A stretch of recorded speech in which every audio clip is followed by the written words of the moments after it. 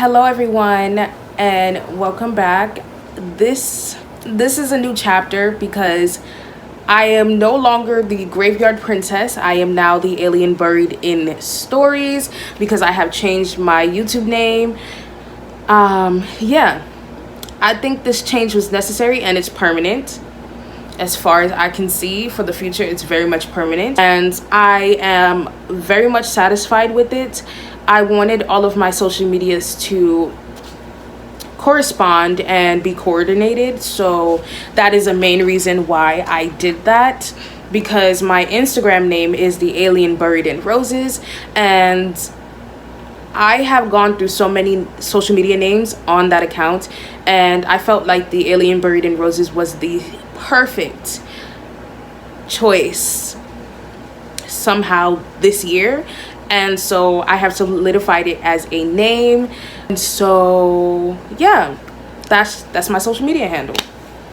That's why I ended up changing my YouTube name to match the Instagram name and the Twitter and the TikTok. So yeah, this is just the perfect change that I needed. And let me move on because I am a rambler. So yeah, it is now September. How the hell is it already September? It's fall. I'm excited. I'm ready to cozy up and read. I love this weather. I'm a winter lover. That's my favorite season, probably because I was born in a snowstorm. December borns rise up. I'm just really excited to cozy up and read. Right now it's raining. And after I make this video and another video, I'm gonna cozy up and read. But anyways, let's get straight to the books. I have a great selection of books. I have a lot of books this month. I didn't really expect that, but I was just like, you know what? I want to read 100 books in a year and I need to start pushing myself. And last month, August, I definitely pushed myself a little. And I mean, it wasn't that big of a push, but I think I can do better. So I want to challenge myself. I love challenging myself, and so here we are.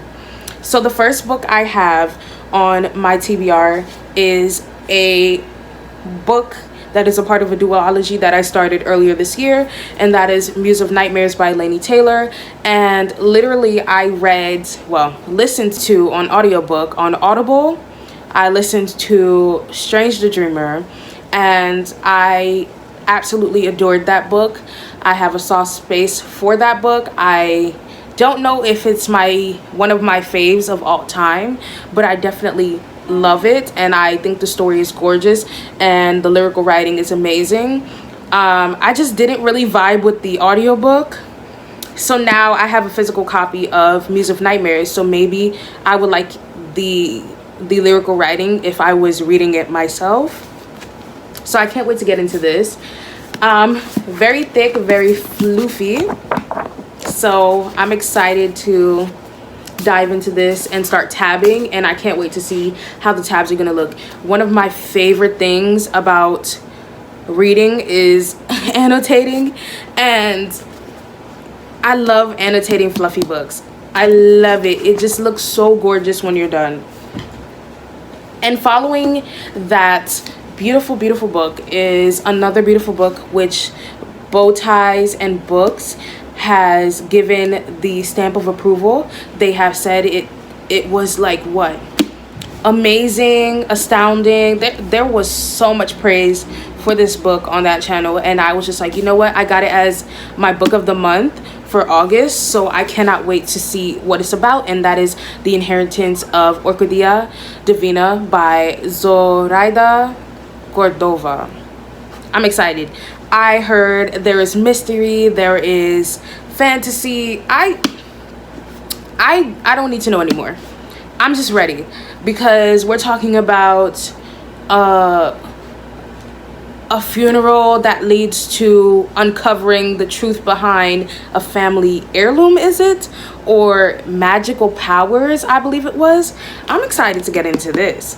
This sounds like a good time, and I'm ready to have a good time. So following that is another gorgeous book, and that is The Ones We Were Meant to Find. This is one of my most anticipated books of the year, and this is by Joanne He.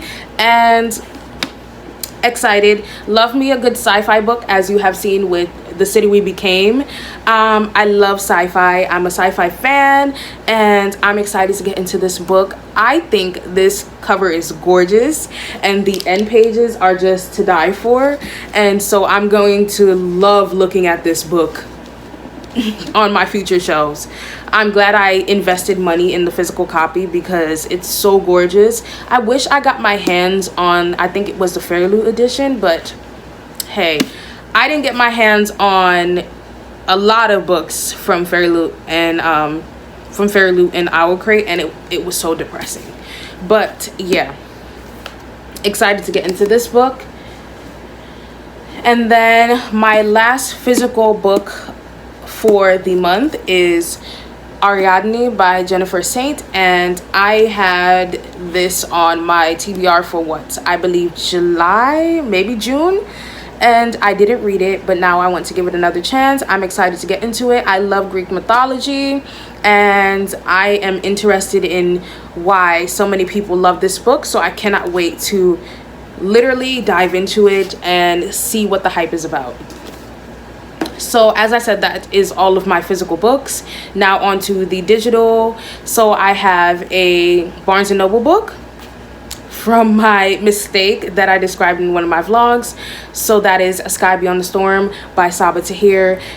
I am so excited to get into this book, but I am so sad that this series is ending. Like, I literally started this year with this series. Oh, can I talk? I literally started this year with this series, and now I'm going to be ending the year with this series. Like, it's already September and I'm on the last book in the series. I'm so sad. I absolutely love Sabaa Tahir's writing. I love the world she has created, and she spoiled it on her Instagram. However, I'm glad she did spoil some of the details in that book, because now I know that the hope I have for some of these characters, I should literally throw that in the trash, because she's going to obliterate them. And thank you for the warning. Okay, so another book series that I am so upset I didn't get my hands on to, from Fairy Loot, was it, or Owl Crate? I can't remember. And Illuma Crate had their own editions of An Ember in the Ashes, and I didn't get my hands on them. I'm so sad. They look so gorgeous, and I really enjoyed watching a lot of people open them, because I'm just like, oh, at least I get to see it in somebody else's hands. They are so beautiful. Like, I really wish I got my hands on the Fairy Loot or Illuma Crate editions of An Ember in the Ashes. Like, ugh. But moving on from that, I have my Kindle books now, and I have a great selection. One of the books I'm going to name is not a part of my TBR, but I'm just reading it because I'm a part of a Patreon group, and it is the group read. So starting off first, I have Shadow and Bone by Leigh Bardugo, and yeah, I watched Shadow and Bone, and I would have to say I was on the odds for this one. I wasn't such a fan. I think maybe the pages have more than what the show is giving. It's like when any book has a TV or movie adaptation and they start to puzzle piece things instead of, you know, giving us like 6 hours of an episode, because I would sit there and watch it for 6 hours. Yes, I would. But yeah, or a 6 hour long movie. Like, I mean, they can't do that, but at least 2 hours, please. Or for the show, at least 45 to 50 minutes. I'll watch that. Like, I think the episodes were around 45, but anyway. Yeah, I don't know. It just felt like there were a lot of time skips, and I didn't fully enjoy it. I gave it 3 stars. It's not bad, but it's not excellent either. And I don't know. I found the show to be lackluster, so I wonder if the books will make up for that, because same thing with the 3rd book in the Hunger Games series. The movie lacked a lot, but the book delivered. And so I'm wondering if that's how this is gonna be, because I felt like that it could have gave more of the show. I felt like it could have gave more. So maybe the book has something that the show doesn't. So I want to see if that's true, because the last 3 episodes of the show got me excited for Six of Crows. But I still want to give Shadow and Bone, that triptych, that trilogy, a little love, and we'll see. And then after that, I have Guarding Temptation by Talia Hibbert, Books with Chloe and Her Friends. Read this, I believe, last month, and I really love Talia Hibbert's writing, and I'm in the romance mood, as you can see. So I'm excited to get into, well, you can't see it, but anyways, I'm excited to get into this book. And then there's also Punk 57 by Penelope Douglas, another book highly recommended and hyped by Books with Chloe and Her Friends. It's definitely questionable things going on in this book, so I'm excited to get into that. If it's I've heard it's he hates everyone but loves her trope, so my fave. I'm ready to get into it. And then the last book that I have, which is the Patreon buddy read that is for Books with Chloe's Patreon, is The Spanish Love Deception by Elena Armas.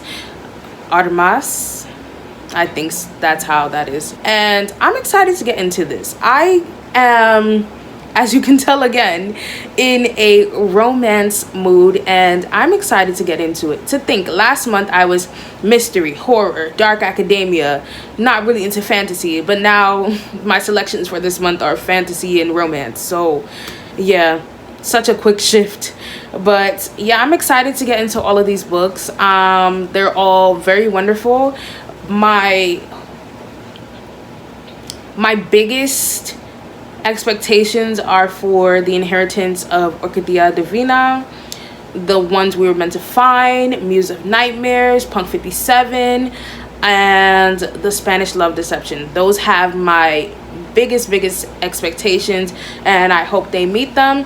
However, I am a little on the rocks for Muse of Nightmares because of all of the things I've heard about it.